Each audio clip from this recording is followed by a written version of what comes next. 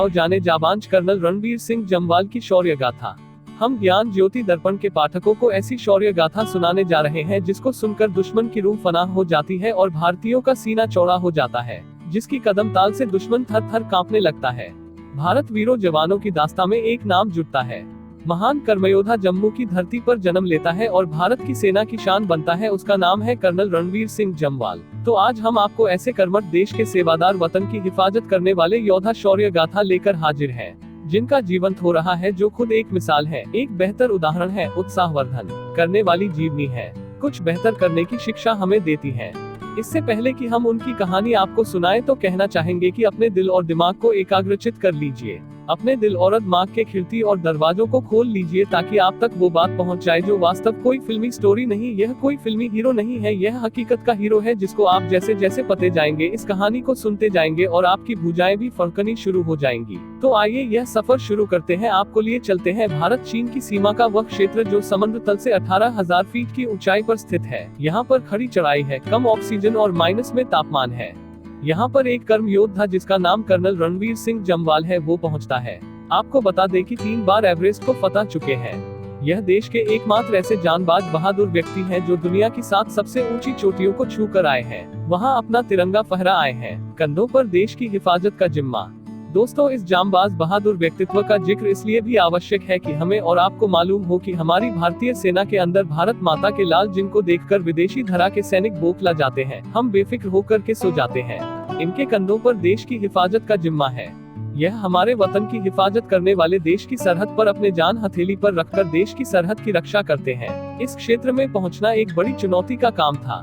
हाँ, तो हम बात कर रहे थे कर्नल रणबीर सिंह जम्वाल की। तो हम बताते आपको चले कि इन्होंने black top, helmet top, Gurung hill, Mukabari hill, Magar hill पर स्ट्रेटेजिक पोजीशन लेने के लिए सेना ने उन्हें डिप्लॉय किया था।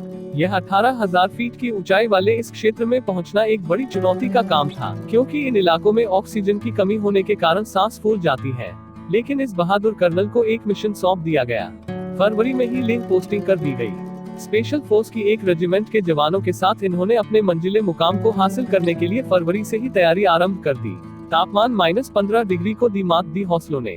अपनी टीम के साथ में जब ऊपर पहुंचे तो वहां ठंड बहुत ज्यादा थी। रात के वक्त में तापमान भी -15 डिग्री तक हो जाता था। इसमें चुनौती यह भी थी, उस जगह तक हमारे बहुत ही कम सैनिकों के हौसलों ने उसको मात दी और पहुंच गए मंजिल पर। उन्हें और उनकी टीम को सोने का समय भी बहुत कम मिला।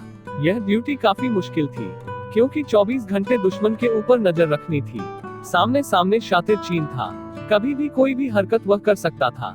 अगस्त महीने के आखिरी सप्ताह की रातें भारतीय सेना चीन का मुकाबला कर पाए। यहाँ सबसे बड़ी बात यह थी, सैनिकों के पास में पीने का पानी तक नहीं, पोटर का सहारा लिया गया।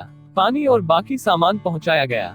यह वर्ष 2019 के बाद रही होगी। अंटार्कटिका स्थित माउंटेन विंसन पर उन्होंने चढ़ाई कर दी थी। इसकी ऊंचाई लगभग 5000 मीटर है। कुछ दिनों में भारतीय सेना ने पैंगोंग इलाके में स्पांगुर गैप, रिजुक पास, रैंकिंग पास में अपनी पोजीशन मजबूत की, जिसकी बदौलत लद्दाख के इस क्षेत्र में चीन की हर गतिविधि के ऊपर नजर रख पाएंगे। अब वह एरिया हमारी फायरिंग जद में है। चीन के अहम मिलिट्री कैंप अब हमारी रेंज के अंदर है। जम्वाल का जवान से कर्नल तक का सफर। हम अब थोड़ा सा आपको बता दें कि जवान से कर्नल तक का सफर कैसा रहा। कर्नल रणबीर सिंह जम्वाल के बारे में भी बता दें। एक जवान सेना में सिपाही के रूप में जाट रेजिमेंट के अंदर भर्ती होता है। दिल्ली में आर्मी के एडवेंचर नोड में रहे। कश्मीर में सेना के हाई एल्टीट्यूड वॉरफेयर स्कूल में इन्होंने ट्रेनिंग दी। सियाचिन और लद्दाख के इलाकों में इनकी पोस्टिंग हुई।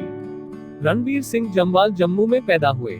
जम्मू के रहने वाले रणबीर सिंह जम्वाल 2013 में तेंजिंग नोर्गे अवार्ड मिला। पर्वतारोहियों का यह सबसे बड़ा सम्मान कहा जाता है। इनके पिता सेना में थे।